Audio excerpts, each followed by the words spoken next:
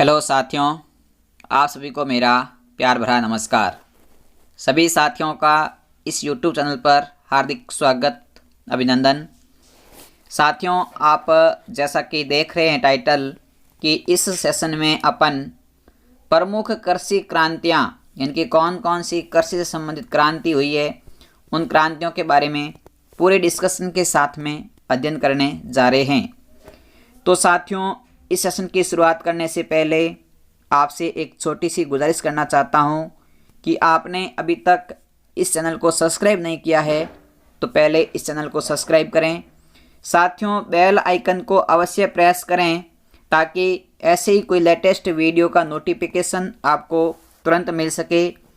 साथ ही साथ साथियों, जो लाइव क्लास होती है उस लाइव क्लास का भी नोटिफिकेशन आपको तुरंत प्राप्त हो सके।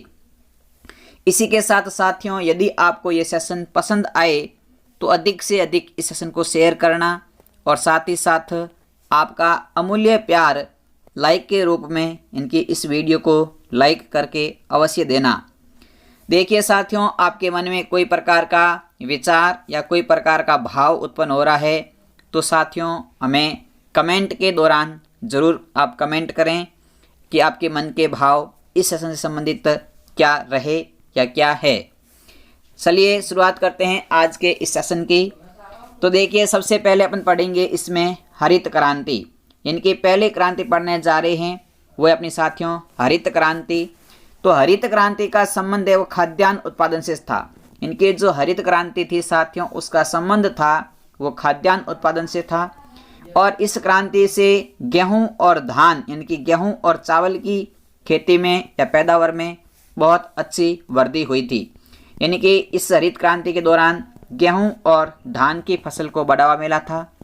इस क्रांति के जनक तो साथियों इनकी क्रांति की शुरुआत करने वाले थे प्रोफेसर नॉर्मन बोरलॉग। इनकी नॉर्मन बोरलॉग ने इसकी शुरुआत की थी।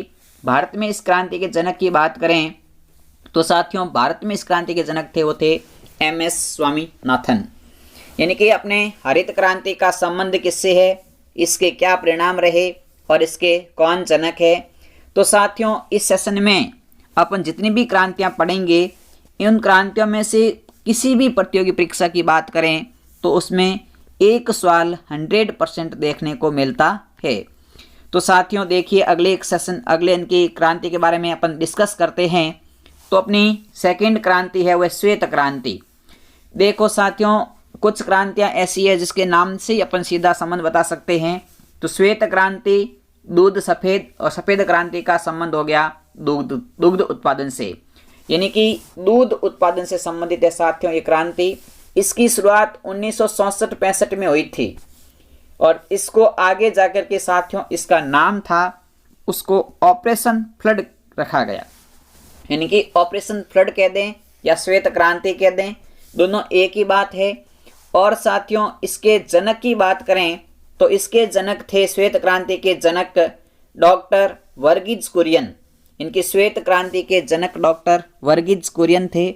बाकी साथियों जो शुरुआती सन, इनकी शुरुआत किस सन में हुई थी तो सन क्या है कि अलग अलग राइटर्स अलग अलग किताबों के अंदर कुछ ऊपर नीचे लिख लेते हैं, तो वो हमेशा एक ऐसा मुद्दा बना रहता है कि कौन सा आंसर सही होगा, इसकी सटीक जानकारी फिर नहीं मानी जाती है। ऑप्शन इनकी पेपर में कौन सा ऑप्शन राइट माना जाता है वो एग्जामिनर के ऊपर डिपेंड करता है।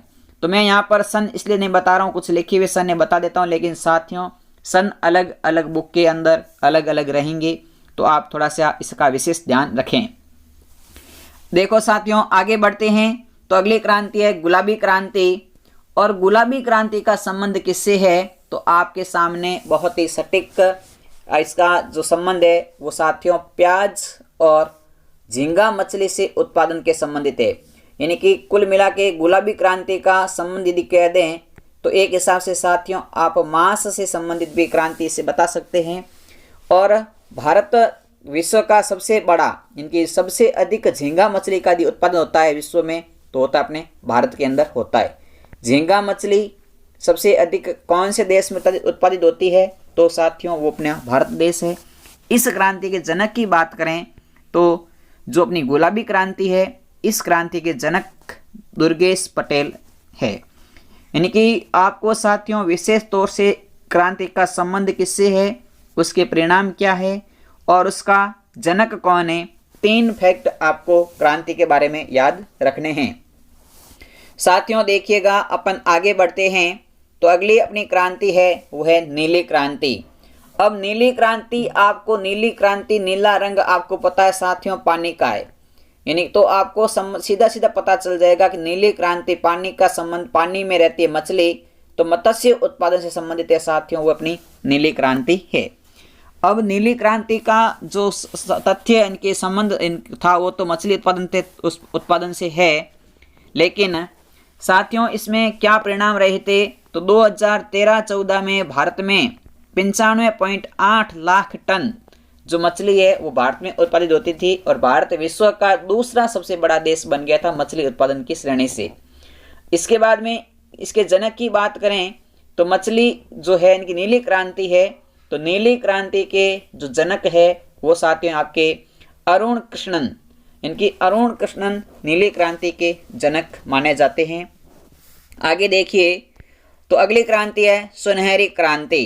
कितना सुनहरा मौसम है साथियों, सुनहरी की सर्दी का हल्की हल्की गुनगुनी सर्दी शुरुआत हो चुकी है, तो इसमें अपन आराम से बैठ करके पढ़ाई कर सकते हैं। साथ ही साथ साथियों अपना टारगेट पूरा करने में आप अपना ध्यान टारगेट पर फोकस करें। आगे देखिए इस क्रांति के बारे में पढ़ते हैं। तो साथियों अभी तक लाइक नहीं किया है तो एक बार लाइक कर लें सेशन को, क्योंकि आपको ये सेशन अच्छा लग रहा है तो। अन्यथा साथियों आपके सामने एक छोटा सा ऑप्शन और भी है डिसलाइक का, वो डिसलाइक भी दबा सकते हैं, क्योंकि साथियों आपका लाइक या डिसलाइक हमें आगे के निर्णय पर बहुत अधिक मजबूर करता है। तो सुनहरी क्रांति का संबंध है साथियों बागवानी से है। इनकी बागवानी में अनेक प्रकार के मसालों के बारे में बात की जाती है। इसके साथ साथ सुनहरी क्रांति सेव और शहद उत्पादन से संबंधित भी रखती है। और साथियों आपको बता देते हैं कि बागवानी से जो भारत की जीडीपी है उसमें 31% योगदान बागवानी का है और भारत फल और सब्जी उत्पादन में विश्व का दूसरा स्थान रखता है विश्व के अंदर। इसके साथियों जो सुनहरी क्रांति है, इस क्रांति का जो जनक है वो था निरफग तुजेज। इनकी निरफग तुजेज साथियों इस क्रांति के जनक माने जाते हैं। अगली बात करें सिल्वर क्रांति या चांदी क्रांति, तो साथियों सिल्वर क्रांति या चांदी क्रांति का संबंध आपके है वो है अंडा उत्पादन और मुर्गियों की उत्पादकता बढ़ाने से संबंधित है। और आपको एक बात देखिए साथियों कि भारत में एक वर्ष में 65 अंडे देती है एक मुर्गी, जबकि अमेरिका में 295 अंडे। और भारत में सबसे अधिक यदि साथियों मुर्गी उत्पादन की बात करें या अंडा उत्पादन की बात करें तो राज्य है अपना भारत का आंध्र प्रदेश, जहां पर सबसे अधिक मुर्गी उत्पादन या अंडे का उत्पादन किया जाता है। इसकी सिल्वर क्रांति की जनक की बात करें तो साथियों चांदी अधिकतर महिलाएं पहनती है और इनका संबंध भी इंदिरा गांधी से है। आगे देखिए सिल्वर क्रांति के बाद में अपनी अगली क्रांति आती है साथियों वह काली क्रांति। और काली क्रांति के जनक या काली क्रांति का संबंध किससे है, तो आपको सीधा सीधा साथियों नाम से पता चल रहा है काली क्रांति। और काला अपना होता है पेट्रोलियम पदार्थ, तो पेट्रोलियम पदार्थ या खनिज तेलों से उत्पादन की बढ़ावा देने के लिए जो क्रांति की शुरुआत की गई साथियों वो थी अपनी काली क्रांति की। और इसमें यह कहा गया था कि एथेनॉल का उत्पादन अधिक से अधिक बढ़ाया जाए और साथ ही साथ कोयले उत्पादन को भी इसमें शामिल किया गया था। इसका परिणाम था कि पेट्रोल में एथेनॉल को 10% मिला करके बायोडीजल बनाना इनकी इस क्रांति का लक्ष्य था, जो कि पूर्ण हो गया। आगे देखिए अगली बात करते हैं साथियों सदाबहार क्रांति। सदाबहार क्रांति का संबंध साथियों आपके सीधी सीधी बात है, इसका संबंध किसान से संबंधित है। सदाबहार मौसम में किसान काम करता है तो इसका संबंध किसान से है।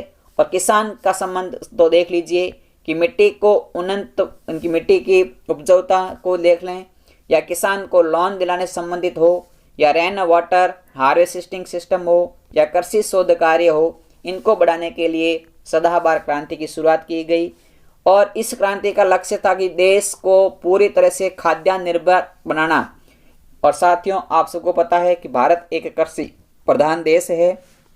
आगे देखिएगा इस क्रांति के जनक थे सुश्री स्वामीनाथन।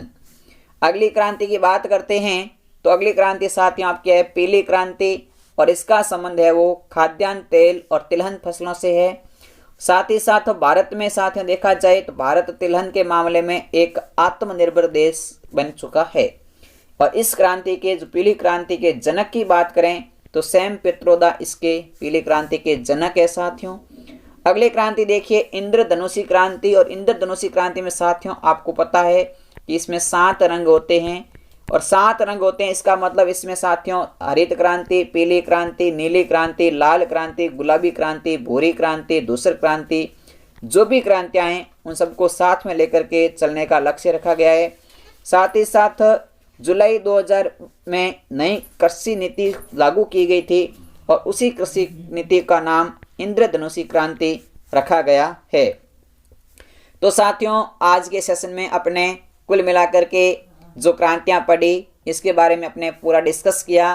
तो साथियों ये सेशन आपके लिए कितना उपयोगी रहा इसका कमेंट में ज़रूर जवाब दें मुझे। और साथ ही साथ आपने अभी तक हमारे इस चैनल को सब्सक्राइब नहीं किया है तो चैनल को सब्सक्राइब करें, और इस सेशन को अधिक से अधिक आपके पास जितने भी सोशल मीडिया के ग्रुप या ऐप है उन सब में इस वीडियो के लिंक को शेयर करें, क्योंकि साथियों आपका एक अमूल्य सहयोग हमें बहुत बड़ी ऊर्जा प्रदान करता है, और आपके सहयोग से ही आपका ये अपना खुद का चैनल एक अच्छी प्रोग्रेस करके आगे की ओर कार्यरत है। इसी आशा के साथ में मैं आपसे आज्ञा चाहता हूँ। जय हिंद, जय भारत।